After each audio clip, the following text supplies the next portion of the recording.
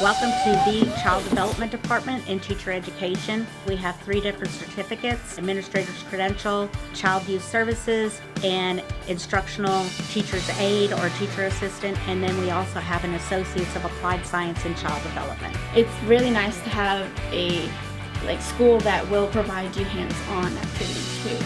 I get to work in the 1-year-old's room and just really watching and observing how the teacher runs her room. So it's nice to get the benefits of being in an actual child development center. We welcome you to Child Development, and we hope that you do decide to take courses here, because there is a lot of job openings in the U.S., in the Texas, and also abroad, and it's very rewarding.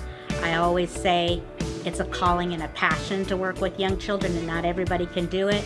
So we welcome you aboard to Child Development and Teacher Education.